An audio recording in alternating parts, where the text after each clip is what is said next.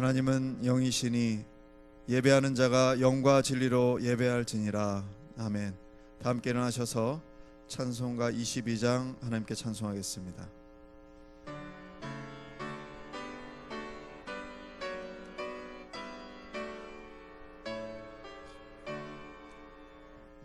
만유의 주 앞에 감사를 드리고 다 경배하면서 찬송을 부르세.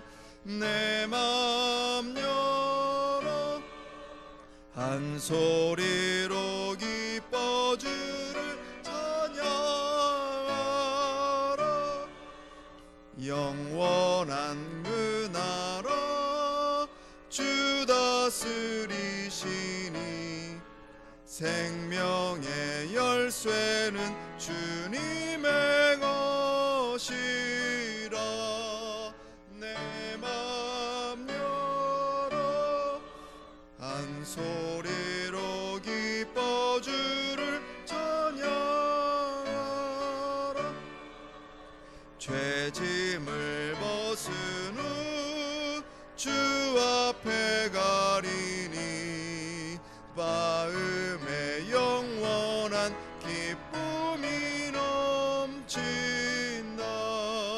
내 맘 열어 한 소리로 기뻐 주를 찬양하라.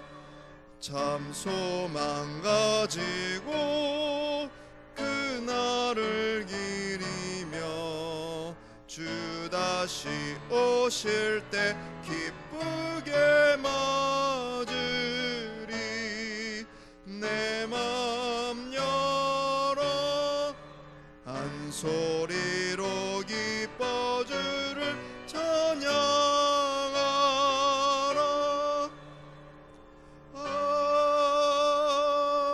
아멘.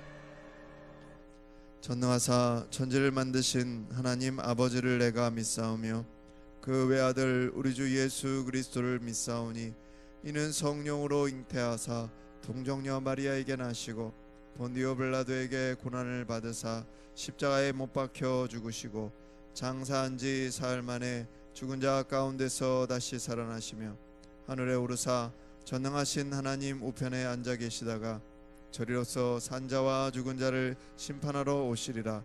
성령을 믿사오며 거룩한 공예와 성도가 서로 교통하는 것과 죄를 사하여 주시는 것과 몸이 다시 사는 것과 영원히 사는 것을 믿사옵나이다.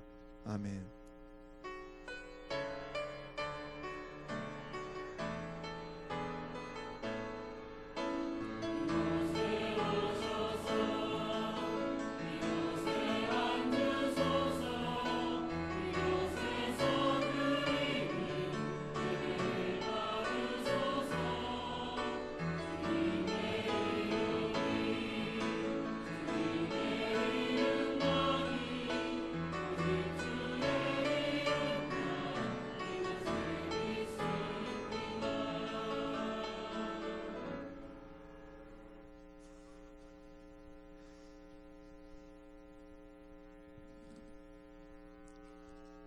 길이요 진리요 생명이신 하나님 아버지, 풍성한 결실의 계절을 허락하시고 아름다운 자연을 주시니 감사합니다. 사랑의 하나님, 길을 잃고 헤매던 우리들을 주님의 빛 가운데로 인도하셔서 항상 소망을 갖고 세상을 살아가게 하시니 또한 감사를 드립니다. 주님께서는 누구든지 나를 따라오려거든 자기를 부인하고 자기 십자가를 지고 나를 쫓으라고 말씀하셨지만 우리는 그 반대로 살았음을 고백합니다. 자기 십자가를 부인하고 세상과 타협했으며 또한 구별된 삶이 아니라 끝없는 욕심과 시기와 질투 등 세상에 많은 때를 묻히며 살아왔음을 다시 한번 고백합니다. 사랑의 하나님, 이 모든 때를 씻어 주시옵소서. 주님이 주시는 말씀으로 새롭게 변화되게 하여 주시옵시고 주님의 말씀이 나의 발에 등이 되고 지팡이가 되어 인생 여정의 안내자로 삼기를 원합니다. 하나님, 이 민족을 위해 기도합니다.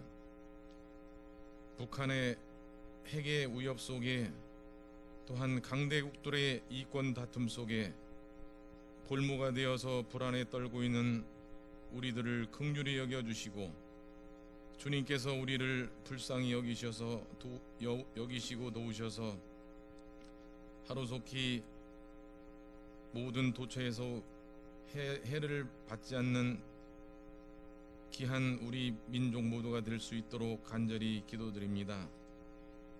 남과 북, 진보와 보수, 또한 지역 갈등 등 모든 문제가 하나님의 사랑으로 해결되어 주님께 영광 돌리며 살아가는 민족이 될 수 있도록 도와주시옵소서. 하나님, 우리 교회를 사랑하셔서 평안하여 든든히 서가는 교회로 성장시켜 주시니 또한 감사합니다.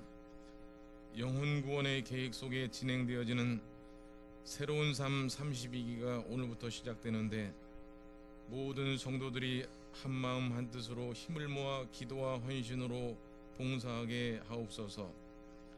우리 교회를 기도로 또한 말씀으로 세워지는 모든 행사 위에 굳건히 세워지게 도와주시옵소서. 예수 그리스도의 십자가의 사랑이 나타나는 온누리기 교회가 되게 도와주시옵소서. 이 시간 담임 목사님을 통하여 선포되는 말씀을 통해 어두움에서 빛으로, 좌절과 낙심에서 희망과 소망으로 변화되는 역사가 일어나게 도와주시옵소서. 성도들의 삶에 필요한 모든 것을 부족함 없도록 채워주시기를 간절히 기도드립니다.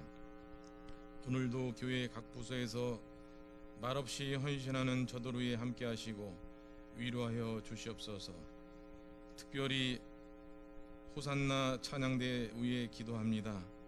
어제 북지방 찬양대회에서 정말로 격이 있는 찬양을 통해서 모든 교회들에게 영향력을 끼칠 수 있도록 저들의 헌신을 하나님 높이 받아 주시옵시고 저들의 사랑과 헌신과 모두를 통해서 이 시간 또한 영광 받아 주시옵소서. 구하지 못한 모든 것 예수 그리스도의 이름으로 감사하며 간절히 기도 올리옵나이다. 아멘.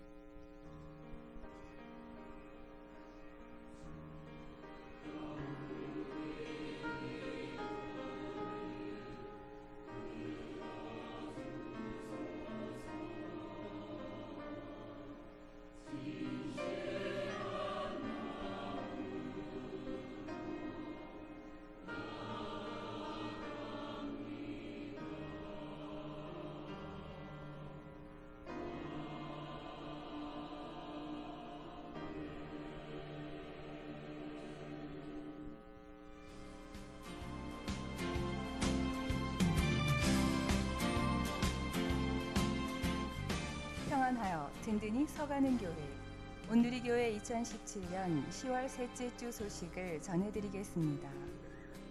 새로운 삶 운영위원회 안내입니다. 새로운 삶 32기 1주차가 오늘 오후 4시에 1층 쉼터에서 시작됩니다. 섬김이 모임은 오후 2시 4층 소예배실에서 진행됩니다. 문의는 최광현 권사님께 해주시기 바랍니다.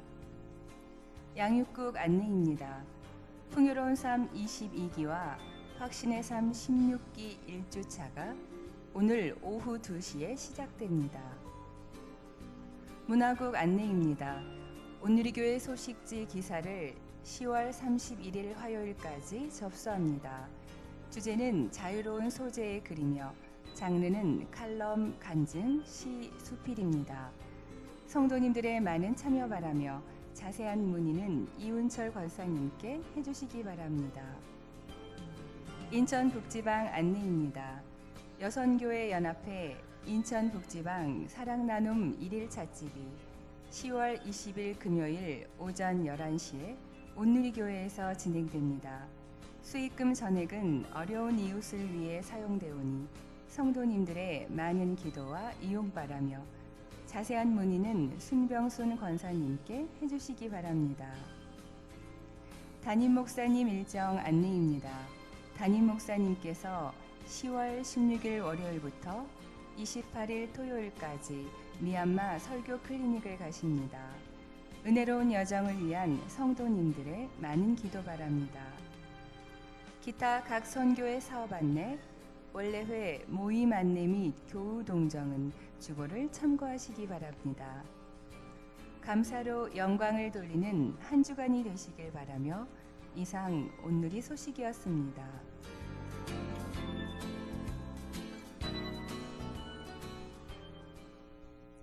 오늘 주시는 하나님의 말씀은 구약 느헤미야 10장 29절로 39절의 말씀입니다.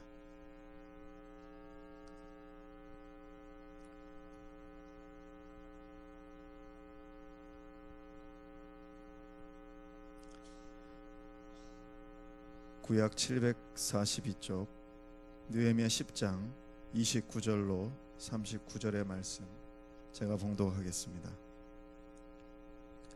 다 그들의 형제 귀족들을 따라 저주로 맹세하기를 우리가 하나님의 종 모세를 통하여 주신 하나님의 율법을 따라 우리 주 여호와의 모든 계명과 규례와 율례를 지켜 행하여 우리의 딸들을 이 땅 백성에게 주지 아니하고 우리의 아들들을 위하여 그들의 딸들을 데려오지 아니하며 혹시 이 땅 백성이 안식일에 물품이나 온갖 곡물을 가져다가 팔려고 할지라도 우리가 안식일이나 성일에는 그들에게서 사지 않겠고 일곱째 해마다 땅을 쉬게 하고 모든 빚을 탕감하리라 하였고 우리가 또 스스로 규례를 정하기를 해마다 각기 세겔의 3분의 1을 수납하여 하나님의 전을 위하여 쓰게 하되 곧 진설병과 항상 드리는 소제와 항상 드리는 번제와 안식일과 초하루와 정한 절기에 쓸 것과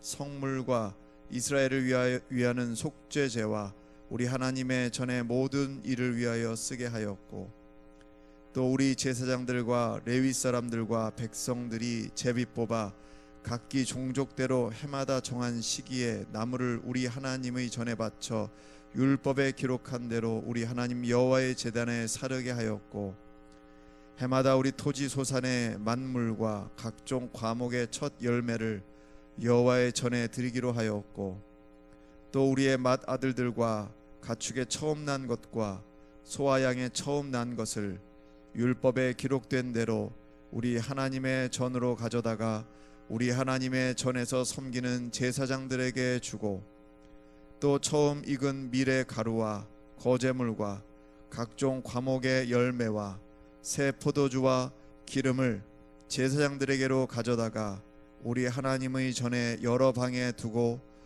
또 우리 산물의 11조를 레위 사람들에게 주리라 하였나니 이 레위 사람들은 우리의 모든 성읍에서 산물의 11조를 받는 자임이며 레위 사람들이 11조를 받을 때에는 아론의 자손 제사장 한 사람이 함께 있을 것이요 레위 사람들은 그 11조의 10분의 1을 가져다가 우리 하나님의 전 곳간의 여러 방에 두되 곧 이스라엘 자손과 레위 자손이 거제로 드린 곡식과 새 포도주와 기름을 가져다가 성소의 그릇들을 두는 골방 곧 섬기는 제사장들과 문지기들과 노래하는 자들이 있는 골방에 둘 것이라.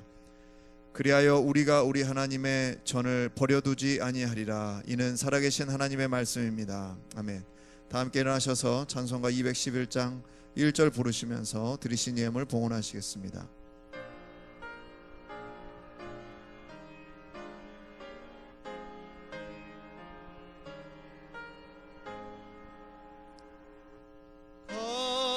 값비싼 양유를 주께 드린 막달라 마리아 본받아서 향기로운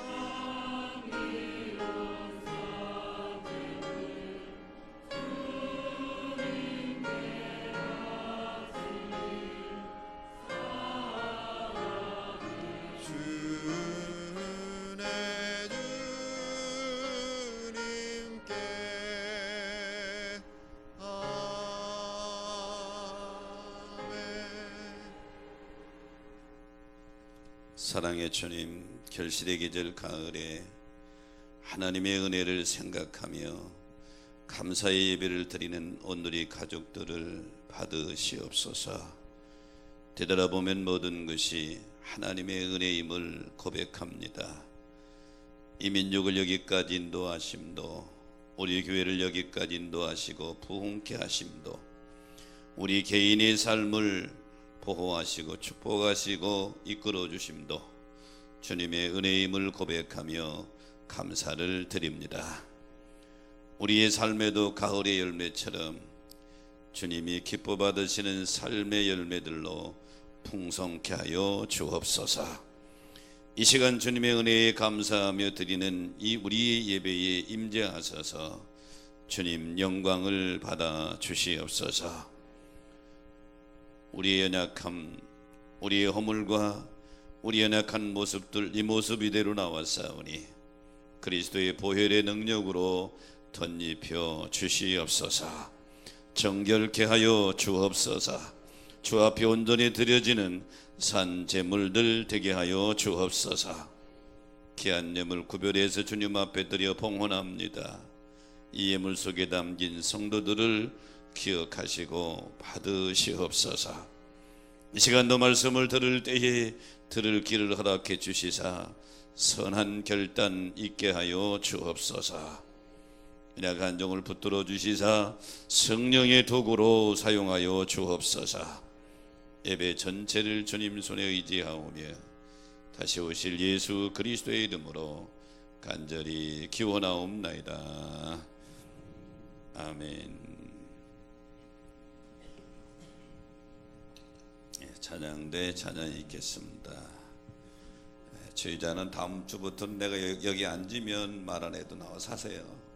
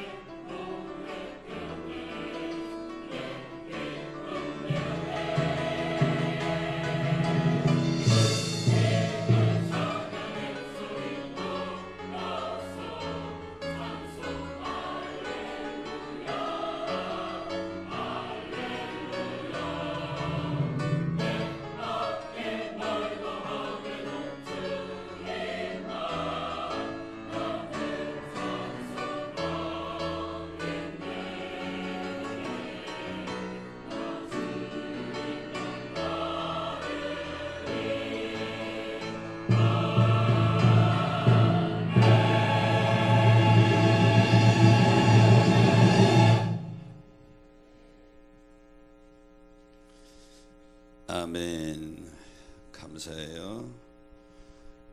어제 찬양제에 찬양 잘했다고 그냥 소문이 자자하대. 내가 다른 일 때문에 못 가봤는데 지휘자 내가 선교지 갔다 와서 맛있는 거 사줄게. 제가 내일 출국해서요 2주 만에 돌아오는데 미얀마만 가는 게 아니고 이번엔 태국 라오스 목사님들과 만나고 그 다음에 한 주간은 미얀마에 있고 그게 돌아옵니다. 위해서 기도 많이 해주시기 바라고요. 옆 사람 손잡고 한번 인사합시다. 우리는 한 가족입니다. 사랑하며 삽시다.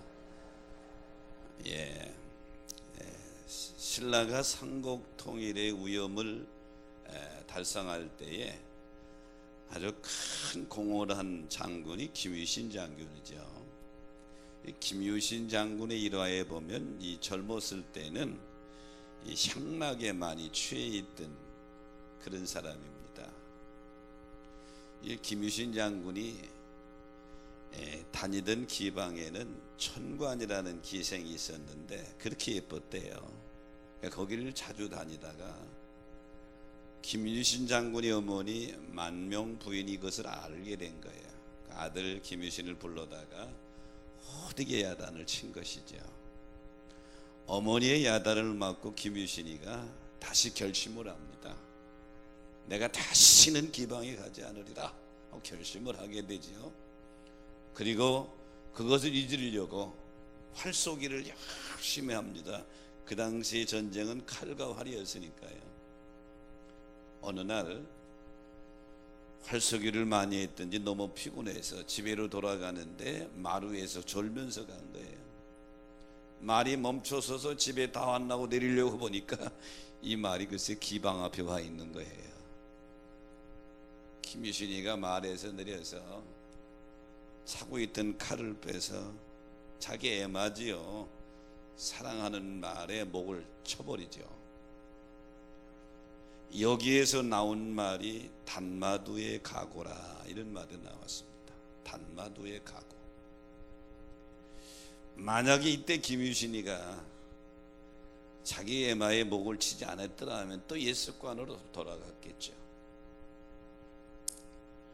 사람들이 어떤 일을 결단할 때에 옛날에 나쁜 습관을 잃어버리려고 다른 일에 막 몰두하게 됩니다.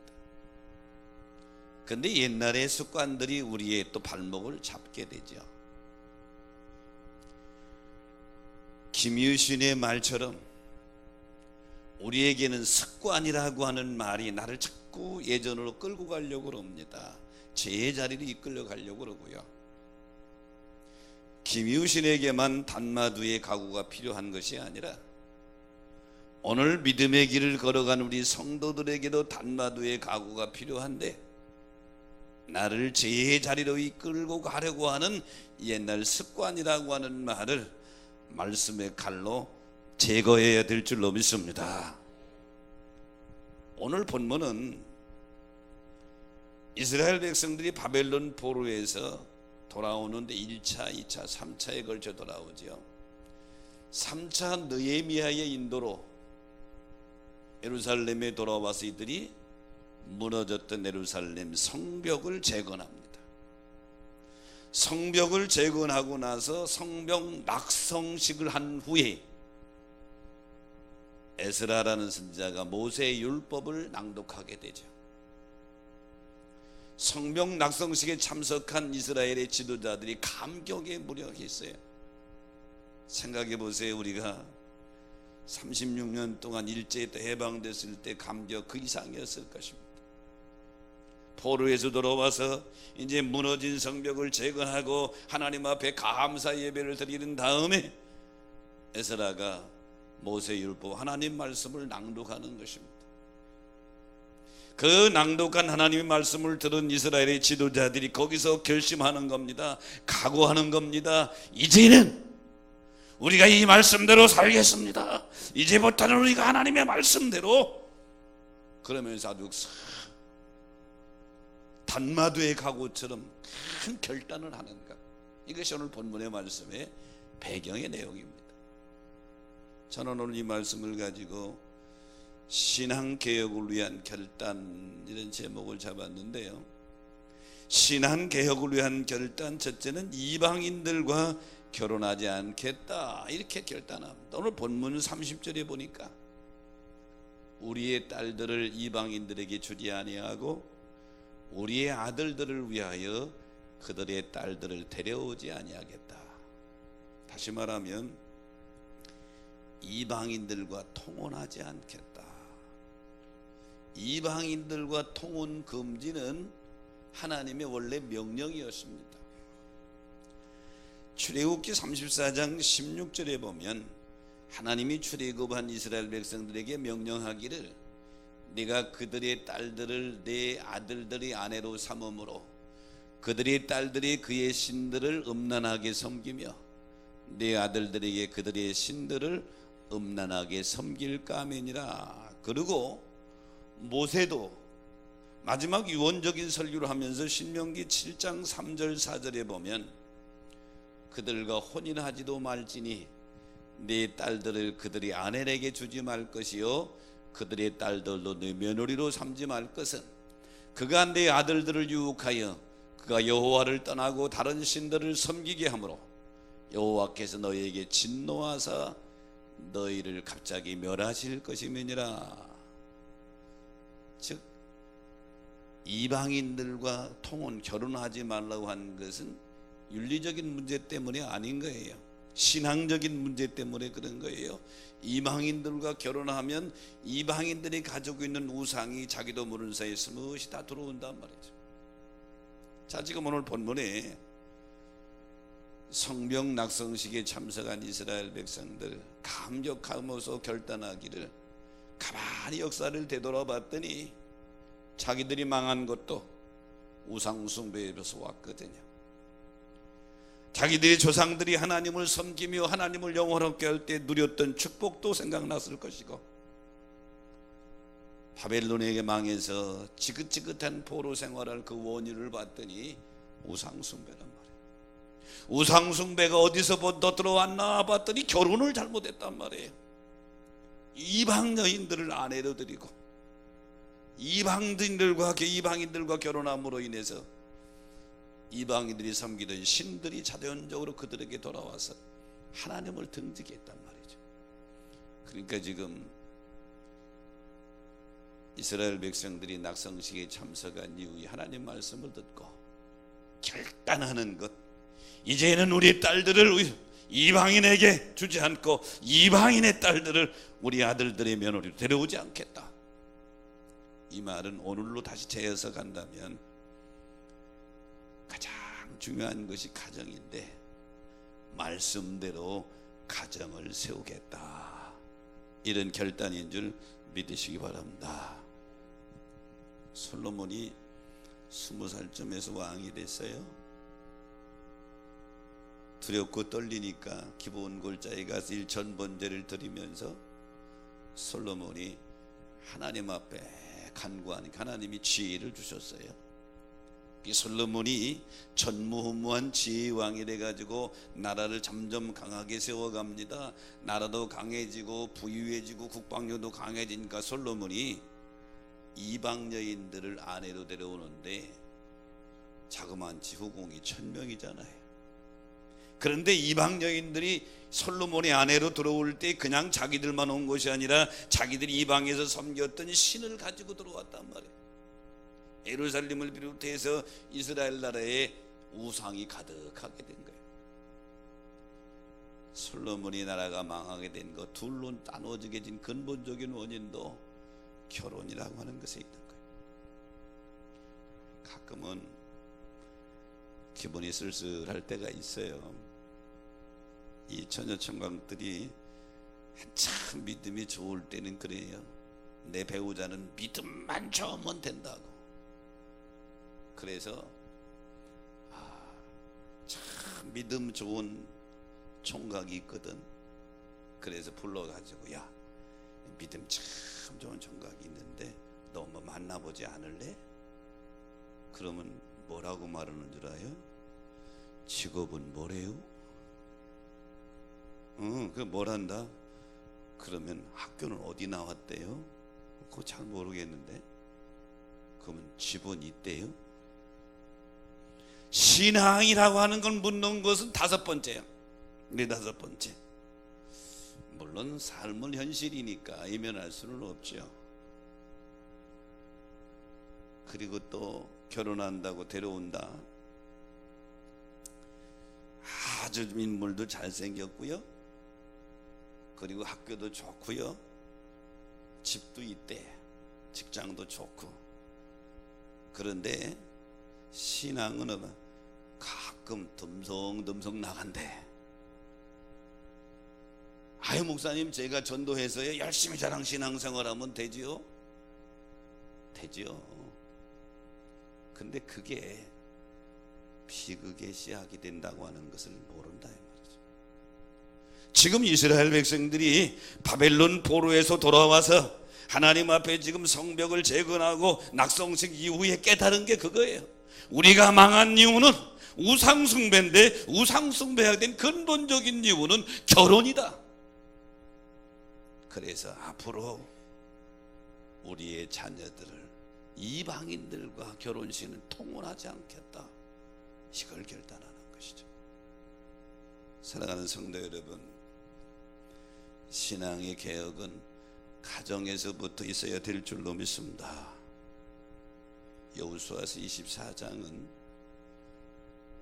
이스라엘 민족의 지도자인 여호수아가 가나안 정복 전쟁을 다 마치고 사명 마치고 마지막 죽음을 앞두고 하는 고별 설교입니다. 자기 백성들에게 가나안의 땅에 살면서 그렇게도 경고했는데 우상이 그들에게 스며들었거든. 거기에 대한 일침을 놓고 24장 15절에 보면 여호수아는 자기의 각오를 얘기합니다. 너희는 너희 족속 너희 마음대로 택하라. 너희가 섬기는 우상, 가나안 우상이든지 아무리 우상이든지, 하지만 나와 내 집은 오직 여호와만을 섬기겠노라. 민족의 지도자인 여호수아는 자기 신앙만 생각한 게 아니에요. 자기 가족, 자기 가정의 신앙. 내 가정을 말씀 위에 세우겠다, 이런 결단인 것이죠. 사랑하는 성도 여러분, 여러분의 가정에서부터 신앙의 개혁이 있어지시기를 축복합니다. 미국에는 UCLA라는 유명한 대학이 있죠. 이 대학에서 27년간 농구팀을 이끌었던 농구 감독 존 우든 감독이 있어요. 참 오래 감독했죠. 한 대학에서 27년을. 이 사람의 기록은 아직도 안 깨져요. 620승 147패. 존 우든 감독이 세운 이 기록은 지금도 아직도 깨지지 않고 있는데, 존 우든 감독이 하루는 선수들을 모아놓고 이렇게 말합니다. 우리는 경기의 챔피언이 되기 위해 여기 있는 것이 아니라 인생의 챔피언이 되기 위해서 여기 있다. 그 뜻을 이해하지 못한 한 선수 학생이, 감독님 그게 무슨 뜻입니까? 인생의 챔피언이 된다는 얘기가 무슨 말입니까? 어떻게 인생의 챔피언이 되죠? 근데 존 우든 감독이 이렇게 말합니다. 인생의 챔피언이 되기 위해서는 신발과 양말을 제대로 신어야 한다. 더 이해를 못하잖아요. 설명하기를, 경기를 준비할 때 제일 먼저 기초적으로 하는 일이 신발과 양말 신는 거 아니냐, 이런 말을 하죠. 여기 존 우든 감독이 얘기했던 신발과 양말은 기초를 말하는 거예요. 경기의 챔피언이 되기 위해서, 인생의 챔피언이 되기 위해서는 기초가 중요하다. 그런데요, 신앙의 기초, 믿음의 기초는 뭐냐? 가정 신앙인 줄 믿으시기 바랍니다. 가정이 말씀 위에 세워져야 그 사람이 승리하게 되고, 거기에서 인물이 나오게 되고, 그 후손이 복이 될 줄로 믿습니다. 신앙 개혁을 위한 결단의 두 번째는 안식일에 매매하지 않겠다. 31절이 그렇게 말씀하죠. 안식일이나 성일에는 그들에게 사지도 않고 팔지도 않겠다. 자, 오랜 생활 바벨론에 있다 돌아온 이 사람들, 물건도 많이 있질 않아요. 필요한 물건은 많아요. 가나안에 살고 있는 사람들과 문물 교류해야 돼, 경제적 교류를 해야 되는데, 사실은 갑을 관계로 따지면 가나안에 지금 오래 살고 있는 사람이 갑이요, 포로에서 돌아온 사람이 을이라 해 말이죠. 그런데도 이들이 안식일에는 물건을 사지도 않고 파지도 않겠다. 무슨 말씀입니까?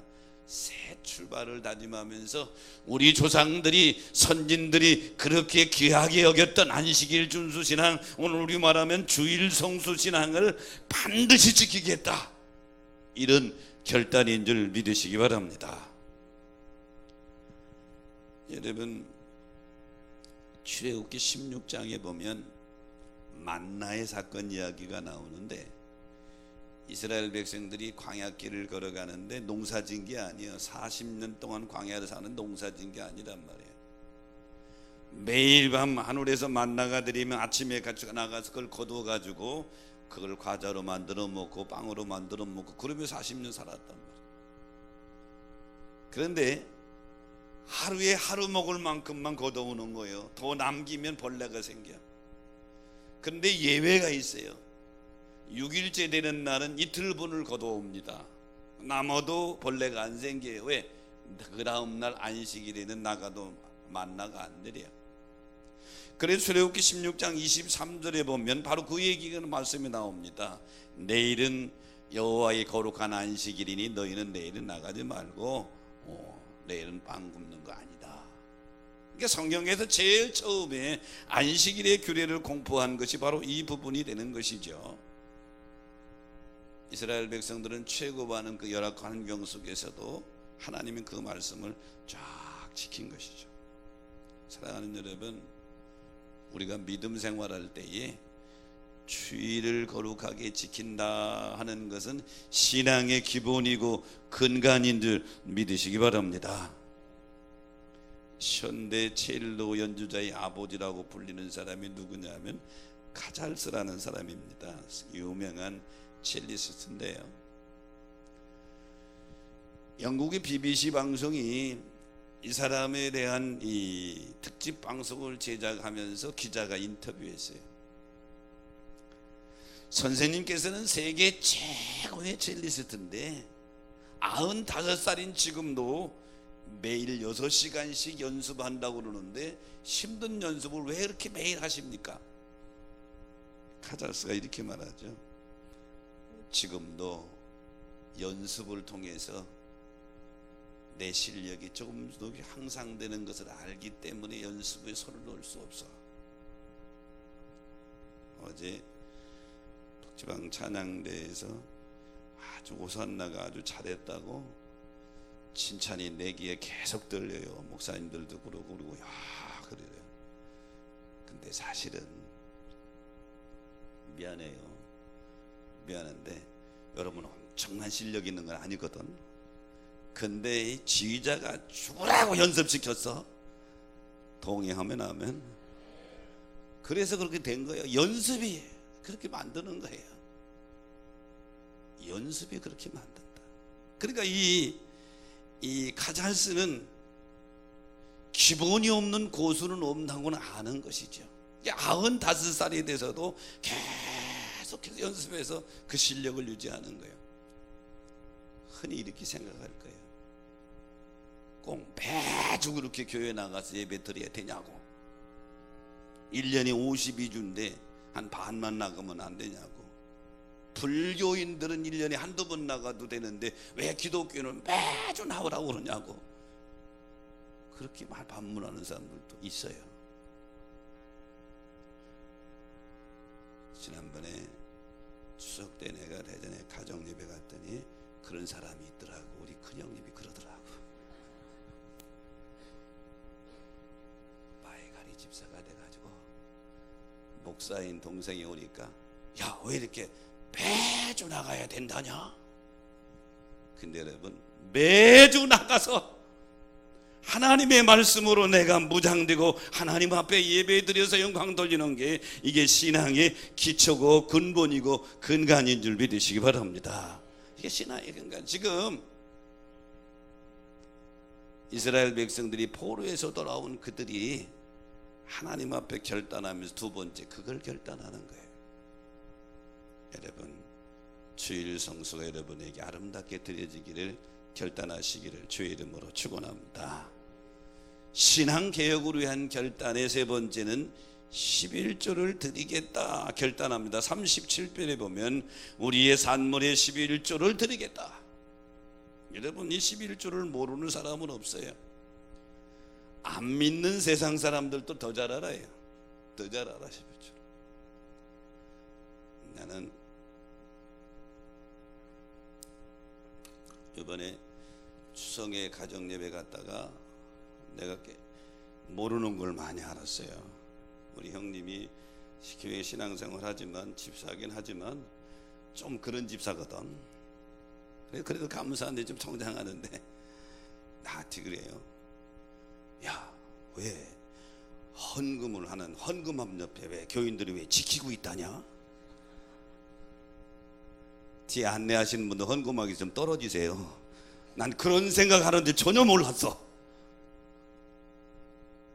믿음이 약한 분들은 헌금 넣으면서 안내하시는 분들이 옆에서 오면 그걸 지킨다고 생각해요.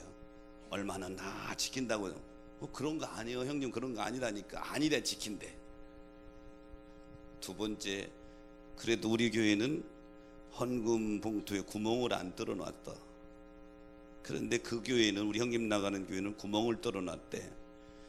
사실 우리 재정부에서도 저한테 몇 년 전에 건의가 왔었거든요. 헌금 봉투에 구멍을 뚫어달라고. 뚫는 이유는 이 헌금을 거두다가 모르고 거기 봉투에 남겨두는 게 있대. 그러면 아깝잖아. 그러니까 구멍을 뚫으면 대변 표시가 나잖아. 그래서 개교에 뚫은 건데, 우리 형님 생각과는 지키는 사람들이 얼마나 나 보려고 들었대야. 그걸 해명해 주는, 그건 그런 게 아니고, 이게 집계하는 분들이 실수해서 교인들이 정성스럽게 헌금한 거를 혹시 소각할까봐 그렇게 한 거로. 아니래, 가보려고 그런데. 생각이 믿음의 수준 따라서 선의도 악의로 생각할 수 있고 해석할 수 있구나. 속으로 그래서 우리는 안 뚫은 게 다행이다 그랬는데, 이 11조에 대해서도 오해한단 말이에요. 교회 하면 11조 하라고 하더라. 11조 왜 해요? 여러분, 11조 하는 이유는 하나님이 하나님 되고 물질의 주인됨을 신앙하고 인정하는 고백인 줄 믿으시기 바랍니다. 고백이란 말이에요. 말라기서의 11조의 의미를 곡해를 합니다. 말라기 3장 7절에 보면 말라기 선지자가 이스라엘 백성들에게 돌아오라 돌아오라 그럽니다. 이때까지 하나님은 400년 동안 이스라엘 백성들에게 계시를 주질 않았어요. 이스라엘 백성 여전히 하나님 앞에 예배한다고 그러지만 영감을 주질 않는 것이죠. 말라기 이 말을 들은 이스라엘 백성들이 하나님께 제사하지 않는 게 아니에요. 제사하고 있어요. 근데 돌아오라고 그러니까 이스라엘 백성, 우리가 어떻게 돌아갑니까? 그랬더니 8절에 보면 너희가 왜 하나님의 것을 도적질하느냐? 돌아오려거든 11조와 헌물을 가지고 돌아오라. 그러면 여러분 이걸 알아야 돼. 11조는 내가 하나님에게 축복받으려고 하는 게 아니고, 물론 하나님 축복해 주시지만 그거 이전에 내가 하나님께 온전히 섬깁니다. 하나님께 온전히 돌아왔습니다. 하나님만이 나의 인생의 주인이십니다. 이 고백인 줄 믿으시기 바랍니다. 이 고백인데 이건 생각 안 하고 10절 말씀만 생각합니다. 10절에 뭐라고 그래요? 10절에 보면 나를 시험하여 내가 하늘문이 열고 너에게 복을 쌓을 것이 없는가 시험해봐라. 하나님이 우리에게 하나님 자신을 시험해보라는 말씀이 두 번 나오는데 그 중에 하나가 여기 시험해봐라. 물론 11조 하면 하나님이 축복해 주는데 그 이전이에요. 여러분 여기 헌금 드렸는데 헌금의 정신을 알아야 돼. 제가 84년도에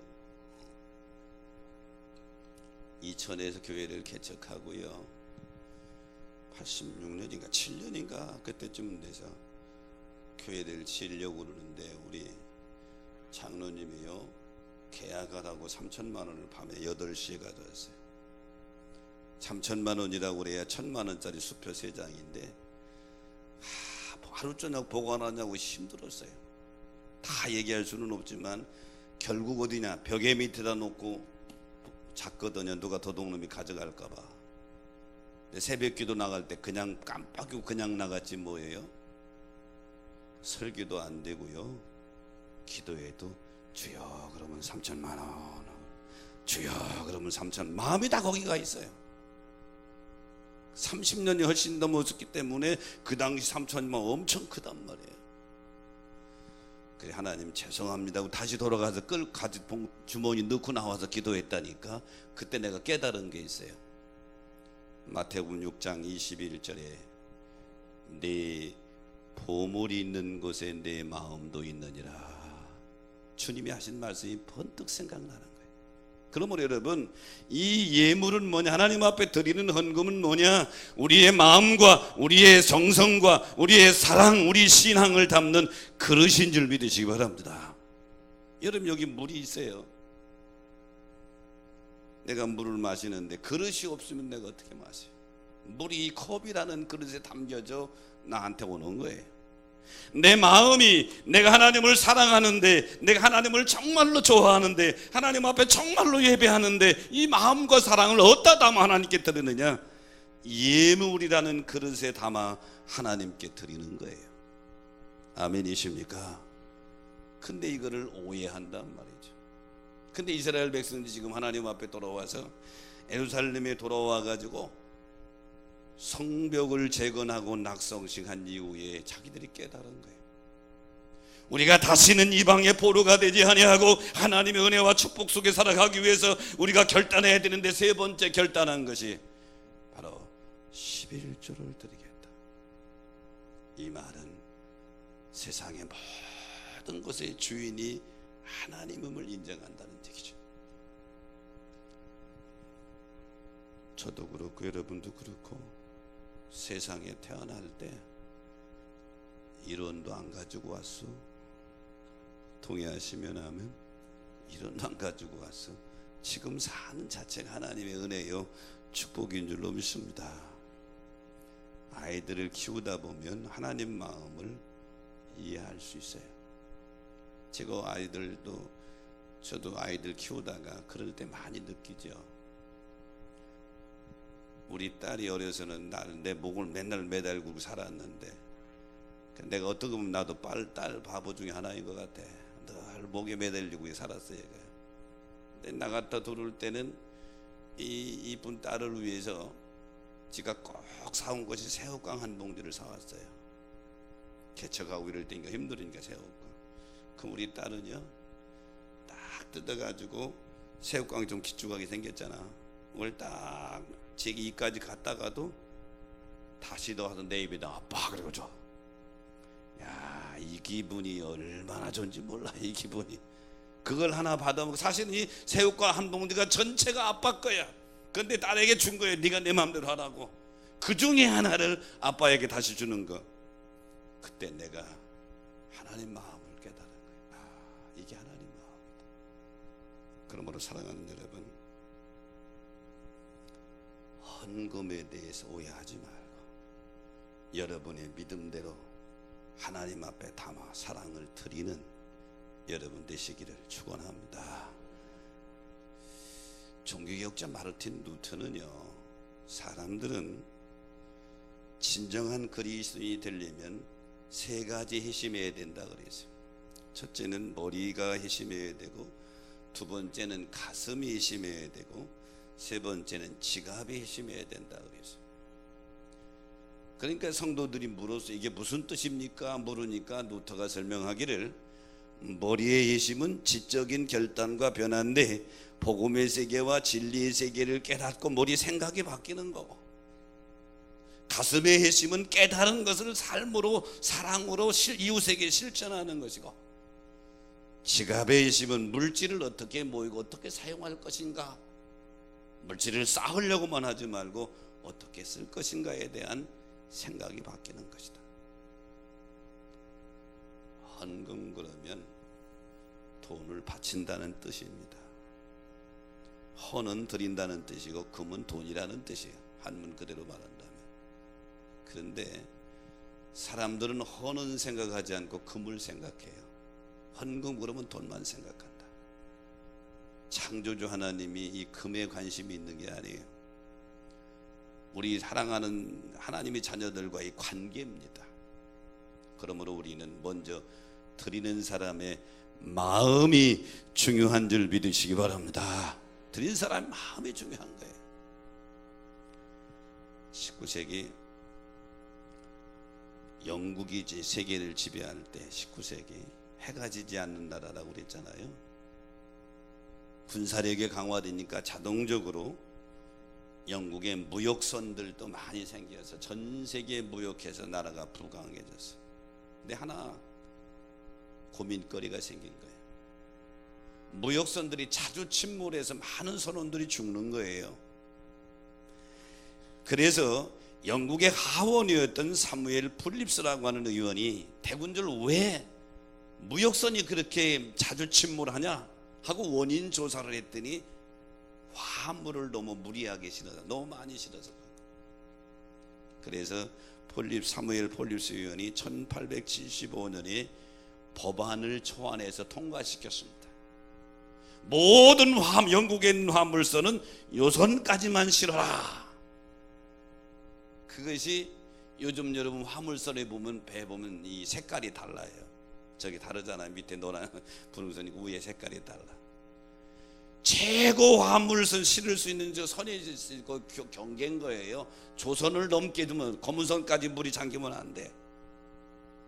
요선을 영국에서부터 시작돼서 전 세계 지금 이것이 협의하게 맺어 있는데 인터내셔널 로드라인이라고 하는 것입니다. 인터내셔널 로드라인이라 우리말로 번역하면 국제 만재 헐수선이라고 하는 거예요. 여기까지만 화물을 신어라.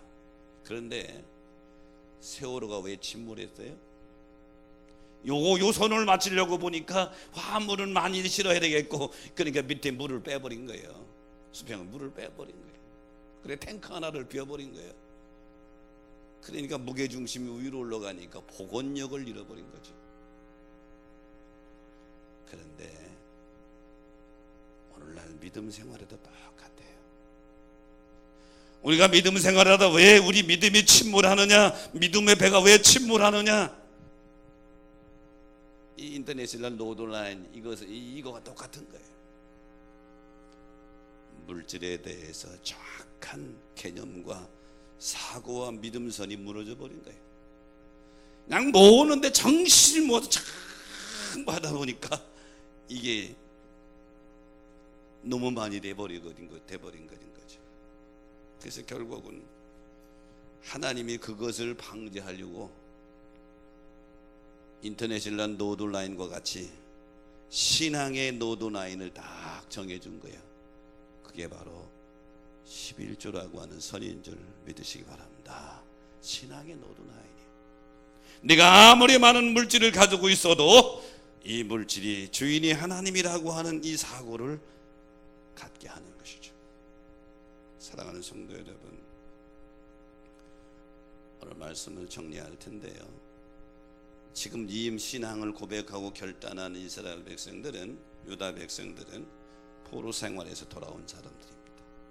지긋지긋하게 바벨론에서 포로 생활하면서 고생한 사람들입니다. 와서 예루살렘 성벽을 재건하고 낙성식하고 하나님의 율법을 들으면서 거기서 각오하는 겁니다. 우리가 다시는 이런 역사를 되풀이하지 말고 하나님의 축복을 받아 누리며 살아가자. 그러려면 이렇게 해야 되겠다. 절대로 우리 자녀들을 이방인과 통혼하지 않겠다. 즉 가정을 말씀 위에 세우겠다. 두 번째, 주의를 반드시 지키겠다. 세 번째는 뭐예요? 11조를 말씀대로 해서 신앙의 노드라인을 지켜나가겠다. 이 세 가지 결단, 오늘 이 예배 드리는 저와 여러분의 결심이요 결단이 되시기를 주의 이름으로 축복합니다. 자, 말씀 생각하시면서 우리 찬양하면서 결단합니다.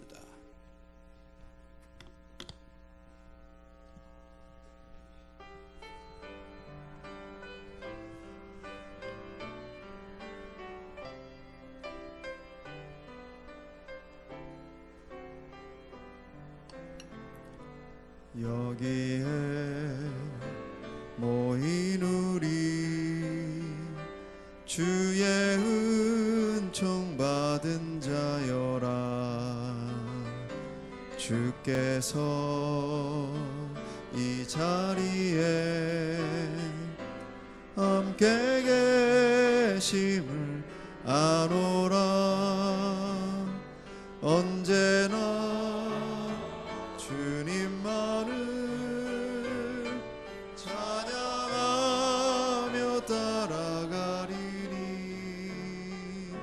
시험은 당할 때도 함께 계심을 믿노라. 이 믿음 굳세라. 주가 지켜주신다.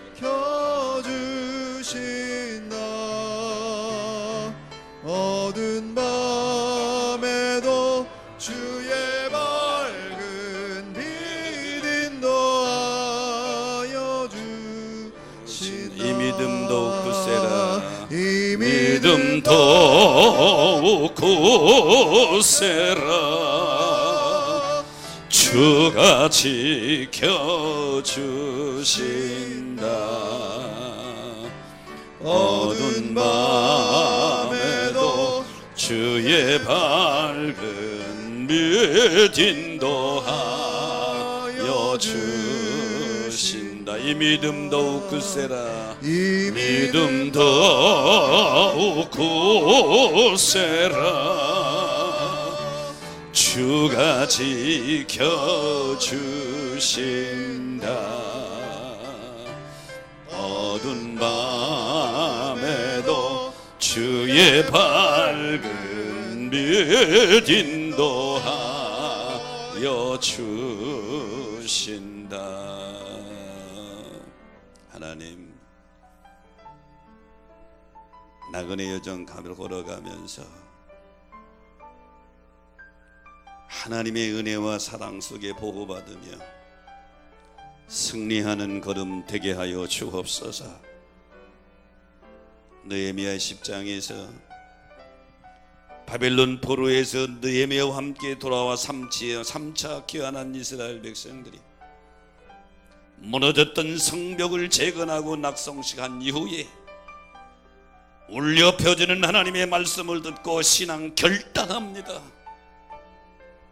이들의 신앙 결단이 단마두의 각오와 같은 결단이 되어져서 우리도 나그네 인생 살아가는 동안에 하나님의 은혜와 사랑 속에 승리하는 걸음 되도록 축복하여 주시옵소서. 우리의 가정을 말씀대로 믿음 위에 굳게 세우는 은혜를 허락하여 주옵소서. 말씀대로 주의를 잘 섬겨 우리 영과 육이 하나님 은혜 가운데 세움받게 하여 주옵소서. 말씀대로 물질을 하나님 앞에 드리는 신앙의 노도나이를 잘 지키는 자들 되게 하여 주시옵소서. 지금은 우리 구주 예수 그리스도의 은혜와 하늘 아버지의 크신 사랑하심과 성령님의 감동 감화 역사 축복하심이 오늘 주 앞에 나와 예배드리고 선한 결심 결단하고 돌아가는 성도들에게 영원토록 함께 하시기를 간절히 축원하옵나이다.